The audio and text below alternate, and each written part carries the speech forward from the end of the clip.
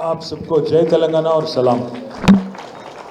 आज मंच पे विराजमान हमारे भाई और साबिका डिप्टी चीफ मिनिस्टर तेलंगाना के और साबिका होम मिनिस्टर तेलंगाना के एमएलसी मोहम्मद महमूद अली साहब और साबिका स्पीकर साहब और आज काउंसिल में लेजिस्लेटिव काउंसिल में हमारे फ्लोर लीडर मधुसूदन आचार्य साहब, साबिका वज़ीर तेलंगाना के Sunita Laxman Reddy madam, former MLC Salim साहब, हमारे भाई श्रवण भाई, हमारे भाई आज इस जलसे को यहाँ पे बुलाने वाले और हम सबको यहाँ पे बुलावा देने वाले भाई हमारे शेख अब्दुल्ला सोहेल साहब, मसीउल्लाह खान साहब जो हमारे फॉर्मर चेयरमैन, इम्तियाज़ इशाक साहब, नगेश भाई हमारे फॉर्मर एमएलए, हमारे भाई वीरू भाई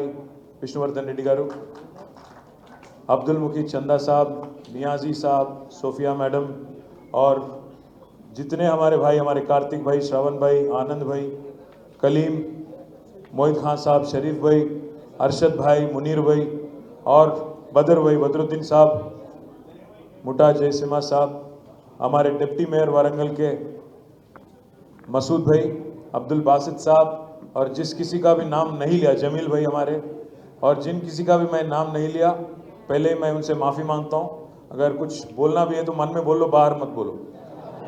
बस इतना ही कहते हुए मैं चंद चीज़ आपके सामने रखना चाहता हूँ। आज हिंदुस्तान के, आज़ाद हिंदुस्तान के पहले जो वज़ीर तालीम थे मौलाना अबुल कलाम आज़ाद, आज उनकी बर्थ एनिवर्सरी है। इस मौके पे आज बच्चों को और हमारे पार्टी के माइनॉरिटी लीडरों में कुछ ख़ास लीडरों को बुला के ये जलसा आज हम लोग यहाँ पे तेलंगाना भवन में केसीआर साहब के डायरेक्शन पे हम लोग कर रहे हैं। चंद चीज़ मैं आपके जहन में लाना चाह रहा हूँ, आपको याद दिलाना चाह रहा हूँ। जिस दिन तेलंगाना बनी थी 2014 2 जून को, काफ़ी सारे अफवाहें, काफ़ी सारे शंकाएं थे आपके मन में, क्योंकि हमारे जो दुश्मन जो तेलंगाना बनने के खिलाफ थे, मुखालिफत कर रहे थे, सबकी कान भर के बहुत कोशिश कर रहे थे कि हिंदू और मुसलमान भाइयों के बीच में, मेजॉरिटी और माइनॉरिटी भाइयों के बीच में, बहनों के बीच में एक दरार खड़ा करने की कोशिश, दरार क्रिएट करने की कोशिश बहुत ज़ोर से वो लोग कर रहे थे। पर 10 साल में तेलंगाना में जो अमन, जो भाईचारा, जो खुशहाली, एक दूसरे की रीत और रिवाज को इज्जत देने की एक तहजीब जो केसीआर साहब के सदारत में, केसीआर साहब के हुकूमत में हमने जो देखा, शायद पूरे हिंदुस्तान के लिए एक मिसाल की तौर पे 2014 के बाद तेलंगाना पूरे हिंदुस्तान के लिए गंगा जमुना तहजीब और हिंदू मुस्लिम यूनिटी का एक मिसाल बन गया पूरे हिंदुस्तान में। मैं याद दिलाना चाहता हूँ आपको कि कितने काम केसीआर साहब की हुकूमत ने हर किसी के लिए की, उसमें माइनॉरिटी भी है, मेजॉरिटी भी है।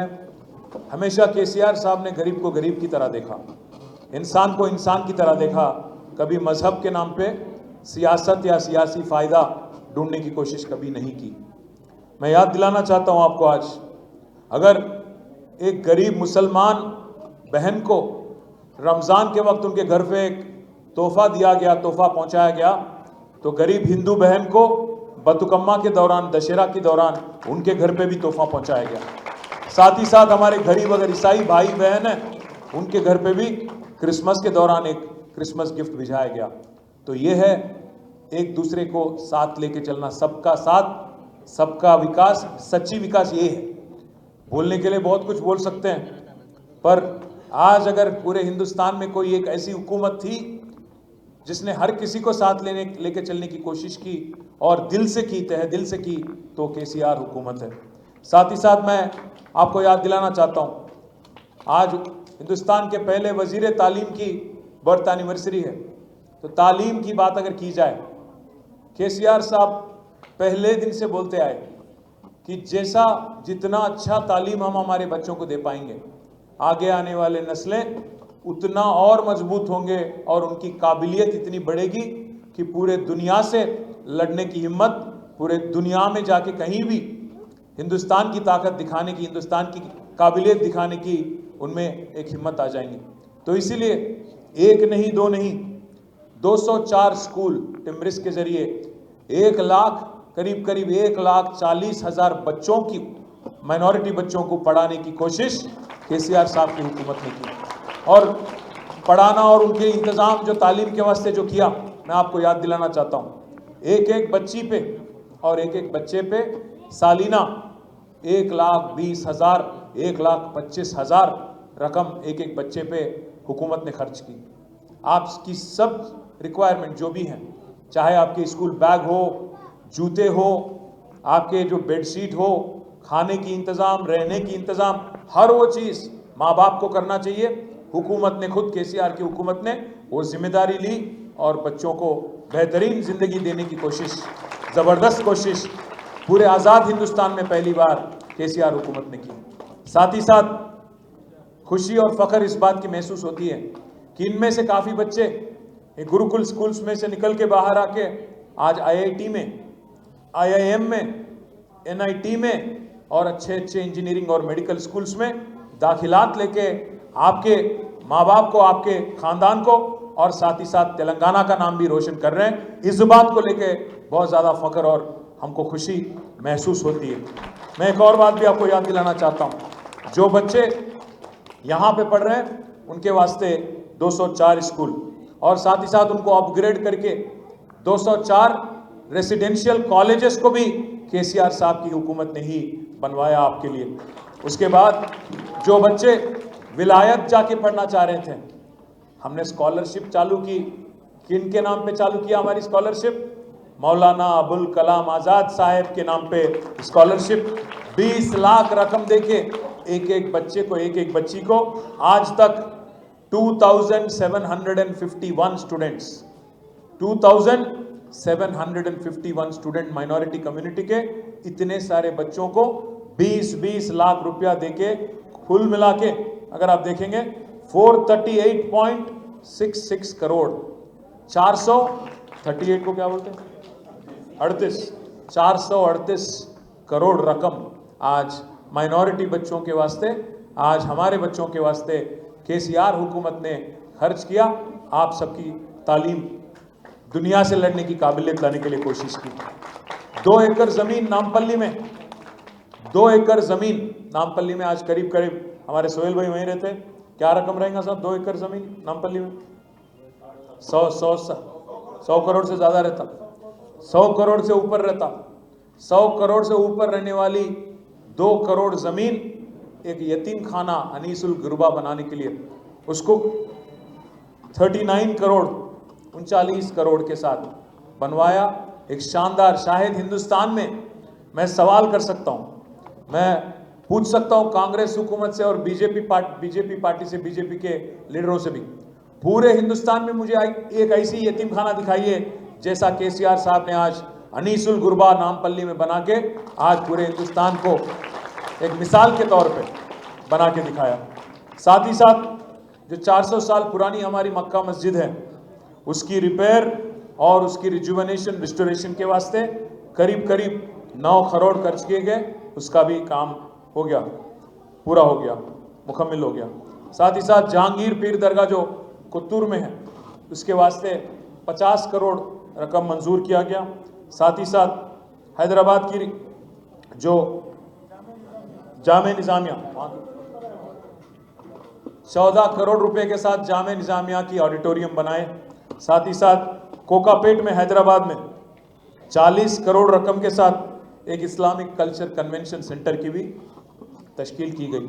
उसके साथ ही साथ माइनॉरिटी कॉरपोरेशन, फाइनेंस कॉरपोरेशन के ज़रिए करीब 1000 कैब, और हर साल 9.5 साल हुकूमत थी BRS की तेलंगाना में, हर साल, और अगर कुल मिला के 9.5 साल अगर आप देखेंगे, 10,000 करोड़ से ज़्यादा बजट देने वाली एक ही हुकूमत है हिंदुस्तान में माइनॉरिटी वेलफेयर के वास्ते, वो है केसीआर हुकूमत। मैं इस वास्ते आपको याद दिलाना चाह रहा हूँ कि ना सिर्फ हमारे बच्चों की तालीम के वास्ते, बल्कि हमारे हर गरीब भाई और बहन की खिदमत करने के वास्ते केसीआर हुकूमत ने काफ़ी कोशिश की। आपको याद होगा शादी मुबारक जैसी स्कीम पूरे हिंदुस्तान में कहीं नहीं था। 1 लाख रकम एक गरीब बच्ची की शादी में देने वाली पहली हुकूमत हिंदुस्तान में। चाहे अगर मुसलमान बच्ची हो, माइनॉरिटी बच्ची हो, शादी मुबारक, अगर हिंदू बच्ची हो तो कल्याण लक्ष्मी के नाम पे 1 लाख चेक घर पहुंचाने वाली हुकूमत केसीआर हुकूमत थी। साथ ही साथ मैं आपको याद दिलाना चाहता हूं, इमामों को और मौज़नों को 10,000 से ज़्यादा उनको हर महीना 5,000 तनख्वाह देने वाली हुकूमत केसीआर हुकूमत है।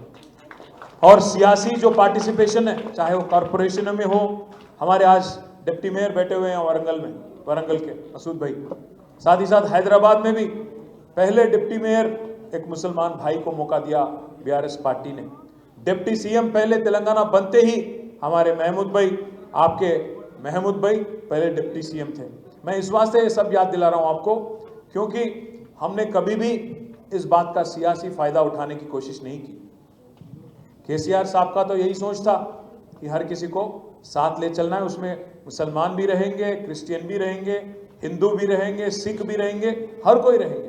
तो इसीलिए कभी इस बात का ज़्यादा हमने पब्लिसिटी भी नहीं किया।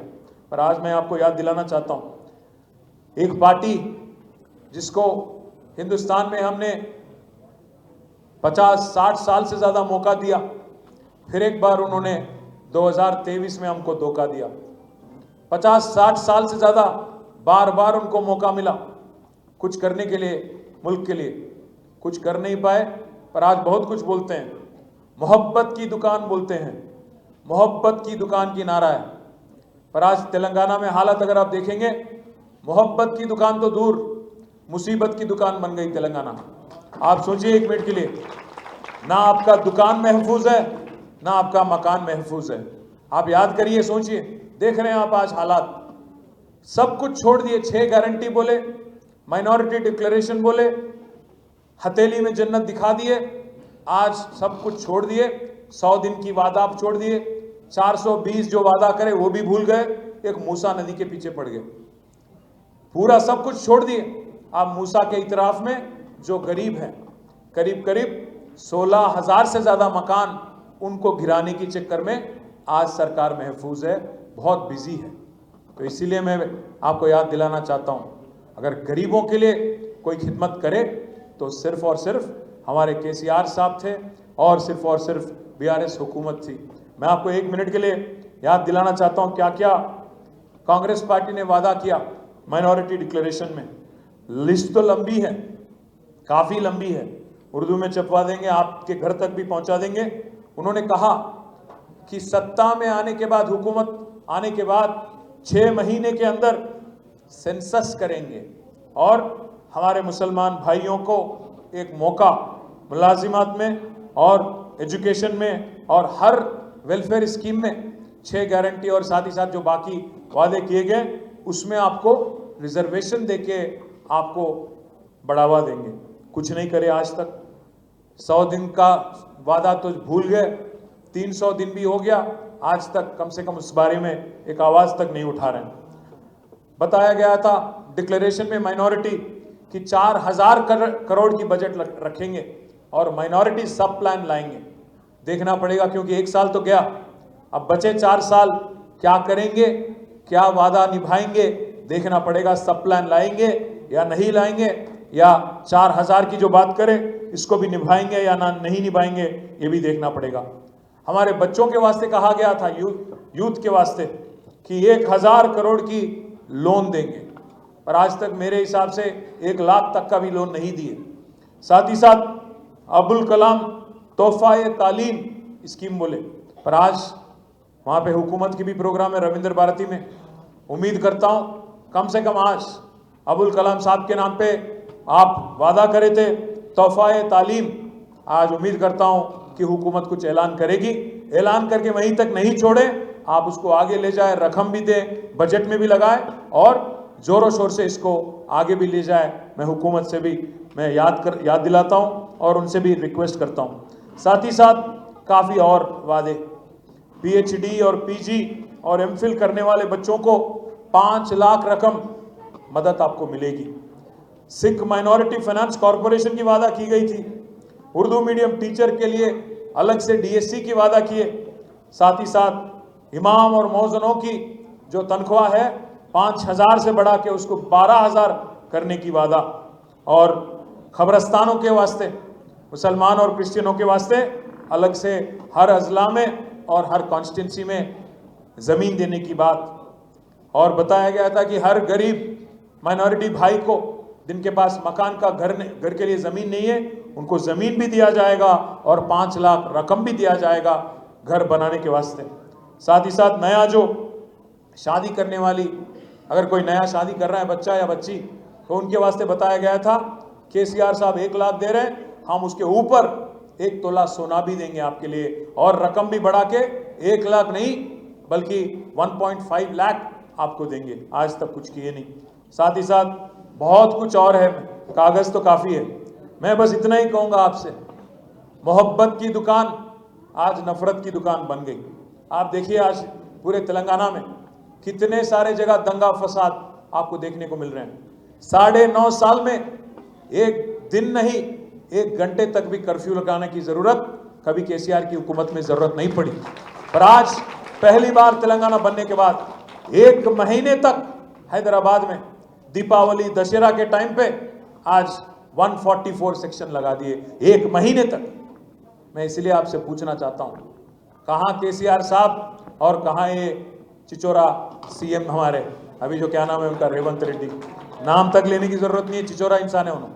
मैं बस एक ही चीज कहना चाहता हूं आपसे कि आप असलियत जान गए उनकी। मैं काफी हमारे भाइयों से बहनों से मिल रहा हूं। कल वरंगल गया था मैं, वहां पे भी काफी हमारे भाई आए, बहन आए, मिले, हमसे बोले कि साहब 4 साल इंतजार करना पड़ता क्या? मैं बोला क्या करें, एक वोट की सजा 5 साल मिलती, आप गुमराह हो गए, अब 5 साल तो परेशानी भुगतना पड़ता, क्या करें? बोले कोई तरकीब नहीं है क्या? मैं बोला तरकीब तो मैं नहीं जानता, अगर आवाम को गुस्सा आया और दिल्ली वालों को गुस्सा आया मैं नहीं जानता हूँ, पर आवाम को अगर जो तकलीफ आज हो रही है, चाहे वो किसान भाई हो, चाहे वो गरीब ऑटो ड्राइवर हो, चाहे वो केले बेचने वाला हमारा भाई हो, या चाहे वो एक बुजुर्ग आदमी जिनको उम्मीद थी कि केसीआर की 2000 वजीफा 4000 में तब्दील होगी, सब परेशान है, सब हैरान है आज की हुकूमत से।